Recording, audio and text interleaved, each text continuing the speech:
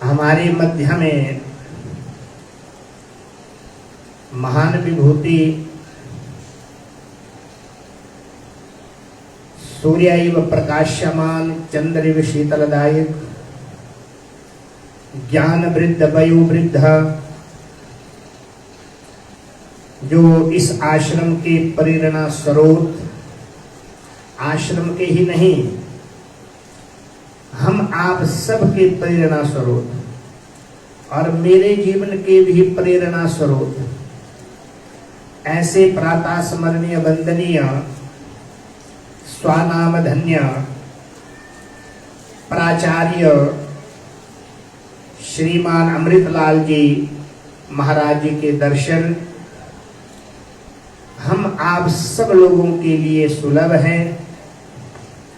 महादेव प्रभु से हमारी यही प्रार्थना है, प्रभु इन महापुरुषों को शत शत आयुष्य प्रदान हो, इनकी स्वस्थता, इनकी निरोगिता जितनी दीर्घ काल पर्यंत बनी रहे, उतना ही आश्रमों को, इन सिद्ध स्थानों को बल मिलता रहेगा, उतनी ही प्रेरणा मिलती रहेगी। तो आज बहुत बड़ा हम आप सब लोगों का सौभाग्य है कि पंडित जी के दर्शन। अब मैं देखो, प्रवचन की तो कोई कमी नहीं है, निरंतर 5 घंटे से व्यासपीठ से प्रवाह चल रहा है, परंतु कुछ सुझाव की बातें और पूर्वजों के स्मरण, जिन महापुरुषों ने ऐसे ऐसे दिव्य स्थानों को प्रकट किया है, तीर्थ बनाया है, और आज इन तीर्थों में हम आप सब ज्ञान गंगा में अवगाहन कर रहे हैं। केवल हम ही नहीं, ना जाने देश दुनिया के कितने भक्तजन यहाँ आते हैं और अपने अपनी मनोकामना को पूर्ण करके चले जाते हैं। ये स्वामी चंदनानंद जी महाराज जी की तपस्या का फल है।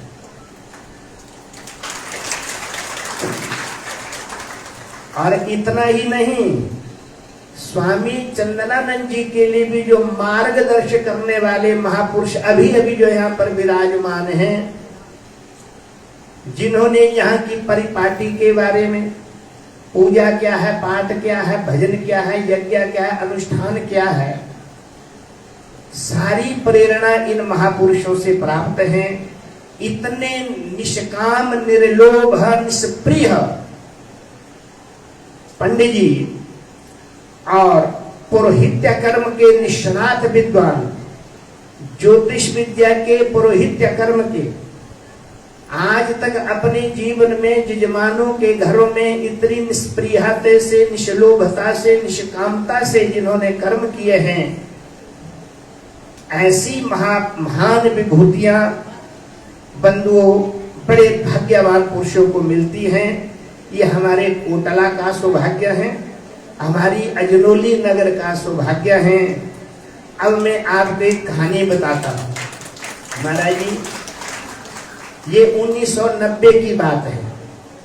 मैं हरिद्वार से आया, विष्णु देवानंद जी महाराज जोगी पंगा वाले महंत मुझे ले आए हरिद्वार से।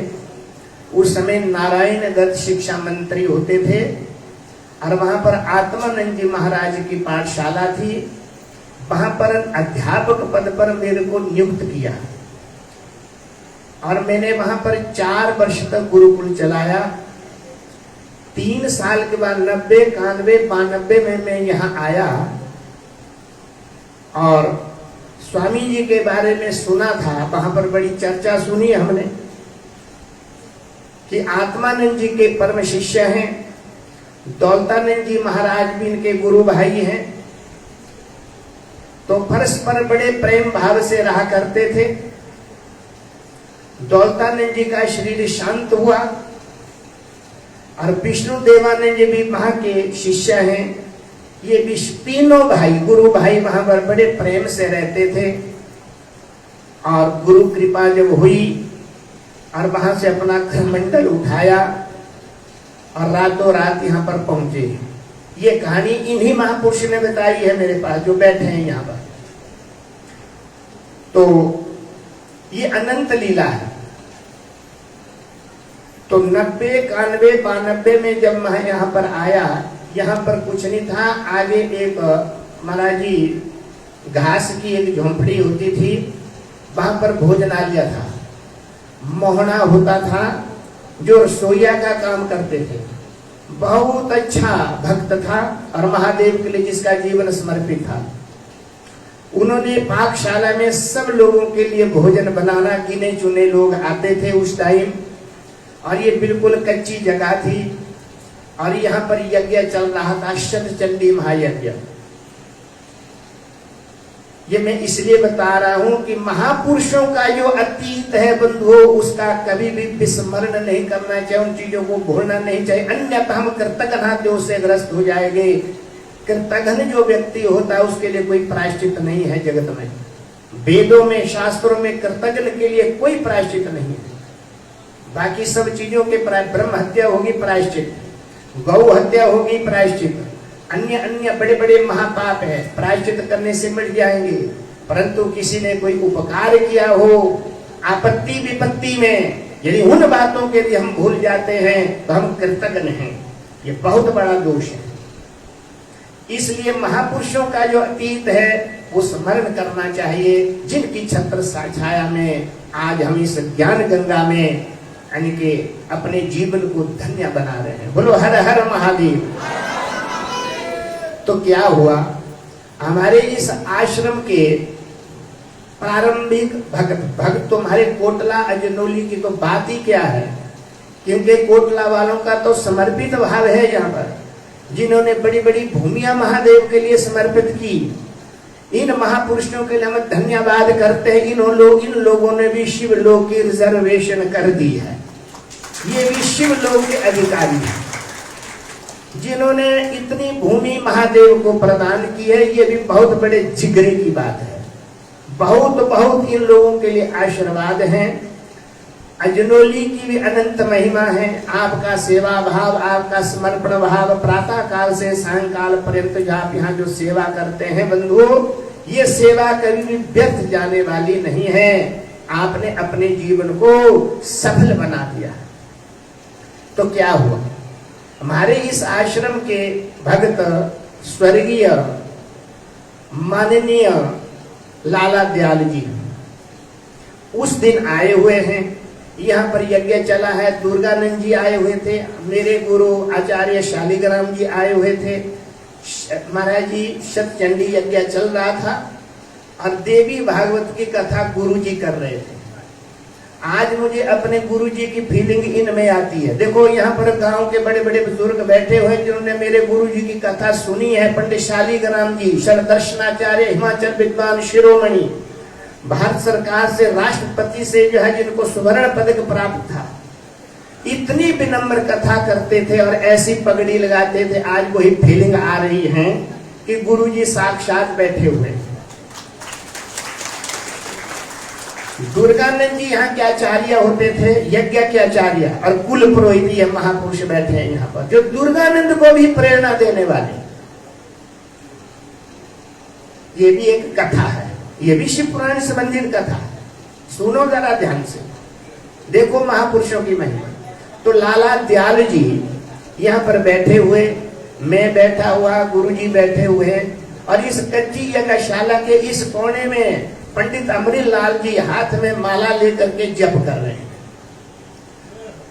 उतने में दो गाड़ी आई, कारें आई दो। जैसे दो कारें, कोई पंजाब के कोई लोग थे महाराज जी, वो यहाँ पर उतरे और स्वामी जी ने मोहने को कहा, बोला चाय बना दे भैया, 4-5 गिलास चाय बना दे।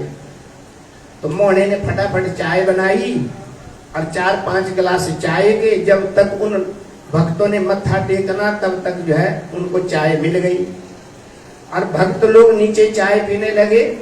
मैं, लाला दयाल जी, गुरु जी चाय नहीं पीते थे, दुर्गानंद जी, शायद पंडित जी को याद नहीं होगा, तो हम सब ने यह चाय पी। अब देखो, एक गाड़ी तो लाला दयाल जी की थी, वो गाड़ी पर आते थे और उनका नियम था जितने भी महादेव के लिए जो ब्राह्मण आने हैं वो दयाल स्वीट शॉप में आते थे, वहां से ब्राह्मणों को गाड़ी में बिठा करके यहाँ पहुंचाते थे और छोड़ भी देना उन्होंने। और उस टाइम दयाल जी की गाड़ी तो थी और 2 गाड़ी और आ गई और हमारे स्वामी चंद्रनाथ जी महाराज खिड़ के हंसने लगे, बोलो हर हर महादेव।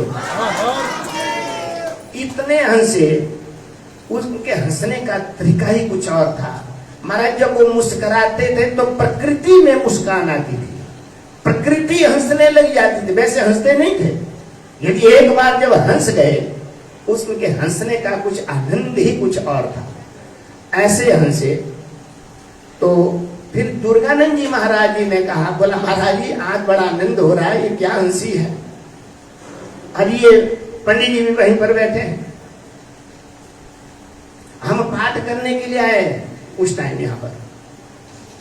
तब उन्होंने देखो स्वामी चंद्रानंद जी महाराज ने क्या बोला, बोला महाराज आज हमारे आश्रम में 3 गाड़ियां आ गई, बोलो हर हर महादेव।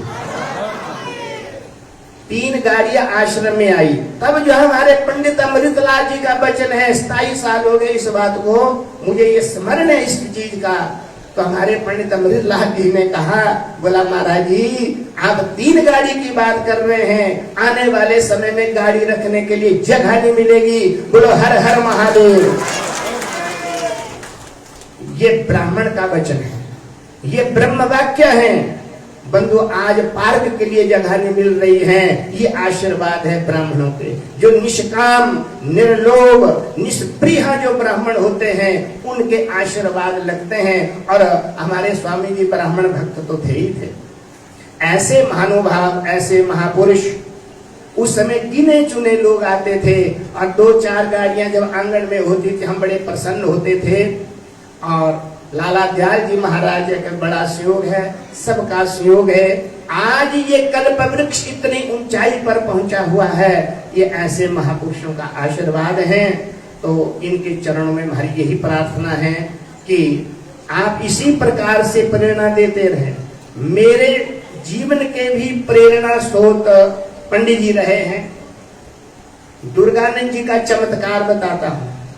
दुर्गानंद जी महाराज तलवाड़ा से यहाँ पर आते थे, यज्ञ करते थे, शक्ति के बड़े उपासक थे, पंडित जी जानते अच्छी तरह से।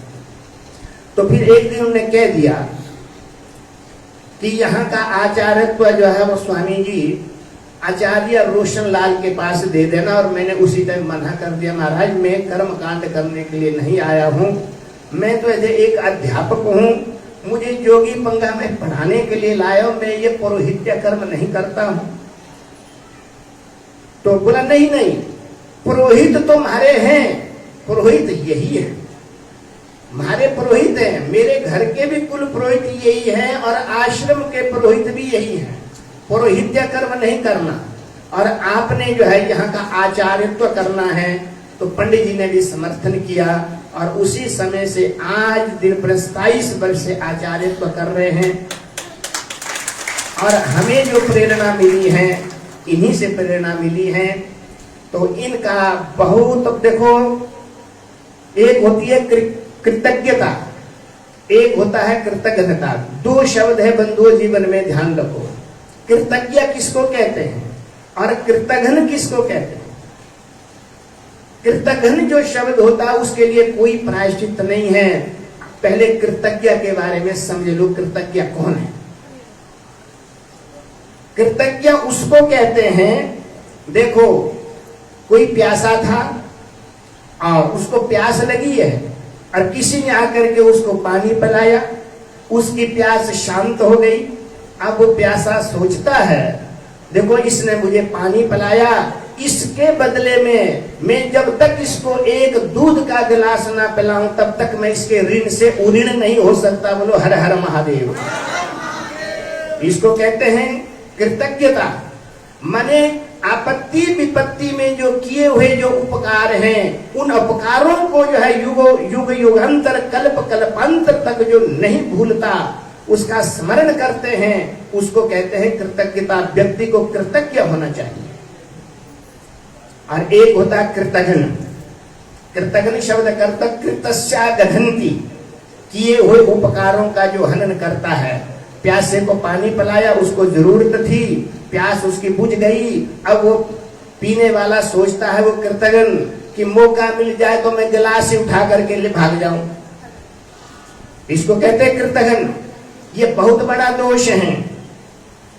यानी कि किए हुए उपकारों को आपत्ति विपत्ति में किसी की सहायता की हो, किसी का उपकार किया हो, यदि कोई विद्यार्थी है उसको कोई 2 अक्षर पढ़ाए हो, यदि कोई निर्धन है उसकी सहायता की हुई हो, यदि उसको करने पर यदि उसको भूल जाए, उसको कृतज्ञता कहते हैं। इसका कोई भी प्रायश्चित नहीं है। तो इसलिए हम लोगों को इन महापुरुषों के प्रति कृतज्ञ बनना चाहिए। इन्होंने कुर्बानियां की है। मैं तो पंडित जी को पितामह भीष्म कहता हूं। ये इस युग के पितामह भीष्म हैं और हमारी यही प्रार्थना है कि इनकी हड्डी पसलियां ऐसी मजबूत रहे।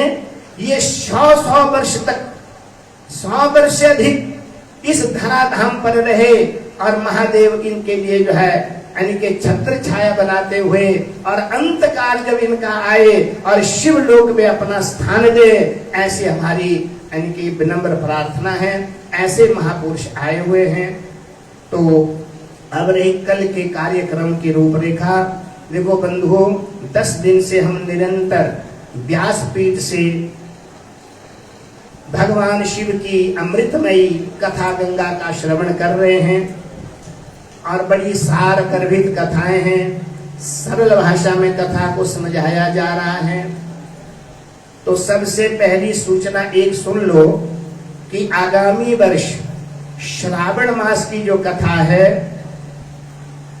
आचार्य जी के मुखारविंद से ही होगी।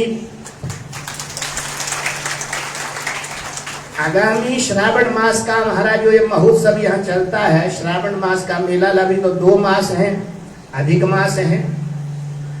तो अगली साल की कथा जो है इन्हीं के मुखारविंद से होगी है और इसी तरह से आनंद लेंगे। इनकी बुकिंग है और दिन दिया जाएगा श्रावण कृष्ण पक्ष में। यदि 2 सोमवार आ जाए, जैसे मेरे पास लाला अश्विनी जी ने बताया है कि 2 सोमवार आने चाहिए, अभी तो एक ही सोमवार आ रहा था बीच में, तो 2 सोमवार आए श्रावण कृष्ण पक्ष में, तो आगामी वर्ष की शिव महापुराण की कथा आचार्य गोविंदाचार्य जी के मुखारविंद से होगी। और उसके बाद श्रावण शुक्ल पक्ष में यहाँ का जो यज्ञ का जो प्रक्रिया है, 9 दिन जो भगवती का जो चलता है वो भी चलेगा। इसलिए अगली साल जो है यानी कि आचार्य जी के, व्यास जी के हम दर्शन करेंगे। बोलो हर हर महादेव। अब रही कल के कार्य के रूप में कथा। कल जो है कथा गंगा को विश्राम है। कथा की समाप्ति नहीं है। कथा कभी समाप्त नहीं होती। हरि अनंत, हरि कथा अनंता। कथा को विश्राम दिया जाता है। तो कल कथा को विश्राम है। हमारे जो इस यज्ञ में जो कर्मकांड के जो आचार्य लोग हैं उनके लिए भी इस समय सारणी है कि कल 8 से 10 बजे तक मंडप पूजन होगा, 10 बजे पूर्णाहुति होगी और 11 से 2 बजे तक कथा का समय है महाराज। 11 बजे से 2 बजे तक कथा का समय है। 12, 1, 2, 3 घंटे की कथा होगी। 2 बजे जब कथा को विश्राम होगा तो आरती करते करते 2:30, पौने 3 बज जाएगा। तो इसलिए आप सभी 10:30, पौने 11 बजे सब आओ, ज्यादा से ज्यादा आओ। एक सूचना और है, जो आज 10-11 दिन तक जो मंडप में जो पूजा कर रहे, जो यजमान बदल बदल करके दंपति जो पूजा कर रहे थे, उनके लिए भी सूचना है कि वो कल जो है सारे यजमान आ जाएं, क्योंकि कथा की पूर्णाहुति है, कथा का विश्राम है। जिन यजमानों ने पूजा की है, चाहे वो दंपति हैं, चाहे सिंगल है, चाहे डबल है, जैसे भी है, वो सब कल अपनी उपस्थिति दें और यज्ञ का पूर्ण रूप से लाभ प्राप्त करें। पूर्णाहुति में सबका स्वागत है। 10 बजे पूर्णाहुति होगी। 8 से 10 बजे तक मंडप पूजन और उसके बाद 10 बजे पूर्णाहुति। पूर्णाहुति करने के बाद 11 बजे से 2 बजे तक कथा का समय, और उसके बाद भंडारा इत्यादि जो कुछ भी हैं। तो ये कल के कार्यक्रम की रूपरेखा है। बाकी महादेव की इच्छा पर सारा निर्भर है। तो भगवान के चरणों में हम यही प्रार्थना करते हैं कि व्यासपीठ से आपको जो भी ज्ञान मिला है, जितना आपने सुना है, वो आपके लिए मंगलमय, शांतिमय, सुखमय हो। देखो बंधुओं, वस्तु शक्ति ज्ञान की अपेक्षा नहीं रखती। जो वस्तु जो शक्ति है उसको ज्ञान की जरूरत नहीं है। वस्तु का अपना एक स्वभाव होता है, वो अपना स्वभाव छोड़े बिना रह नहीं सकती है। अग्नि का स्वभाव क्या है? जलाना। हमें अग्नि का ज्ञान है अथवा नहीं है, परंतु अग्नि जलाए बिना रह नहीं सकती है। एक अबोध बालक यदि अग्नि के पास जा रहा है, अग्नि वस्तु है, उसका स्वभाव है जलाना, वो अबोध बच्चे को भी जलाएगी, और जो अग्नि के बारे में जानता है उसको भी जलाएगी। यद्यपि अग्नि देवता है, अग्नि को हमारे देवता कहा जाता है। जैसे जल है, जल को देवता कहा है। जल के बिना हमारा जीवन नहीं है। यदि 2 दिन जल ना मिले तो मर जाए। जल को देवता कहा गया है, और जल से सारी सृष्टि होती है। यदि वही व्यक्ति, वो जल पीने वाला जिसका जीवन जल है, यदि वो नदी में डूब जाए तो वहां देवता रक्षा करेगा उसकी? बताओ। गंगा गोविंद सागर में कितने डूबे देवता था, वो क्यों नहीं रक्षा की? अग्नि देवता है, जब वो अग्नि लग जाती है वो क्यों नहीं रक्षा करती है? और अग्नि के बिना हमारा जीवन नहीं है। तो कहने का तात्पर्य है, ये परमात्मा के जो तत्व है ये सब देवता है, ये वस्तु है, ये ज्ञान की अपेक्षा नहीं रखती। उसी प्रकार से ये जो कथाएं हैं बंधुओं, ये भी अपेक्षा नहीं रखती कि आपको ज्ञान है अथवा नहीं है। कथा गंगा का स्वभाव है, ये कल्याण करके ही छोड़ेगी। जिसने कथा को सुना, जितना सुना, कंप्यूटर की बात है, किसी का कंप्यूटर अच्छा है, किसी का मंद है, किसी का बढ़िया है, किसी का थोड़ा थोड़ा चलता है, परंतु कथा का तो बंधु ये स्वभाव है। भगवान शिव की कथा है, इसका नेचर है, इसका स्वभाव है। जिसके कान में ये कथा घुस गई उसका कल्याण के बिना ये आपको छोड़ेगी नहीं। इसलिए आप सबका कल्याण है, इसलिए वस्तु शक्ति ज्ञान की अपेक्षा नहीं रखती है। तो 10 दिन तक जो है आपने बड़ी सुंदर कथाएं सुनी। महाराज जी का, व्यास जी का बहुत बहुत धन्यवाद। कल की शेष कथा है, अगले साल दोबारा आएंगे। श्रावण मास का ये उत्सव इसी तरह से मनाया जाएगा। तो मैं चले गए 2 शब्द बोले।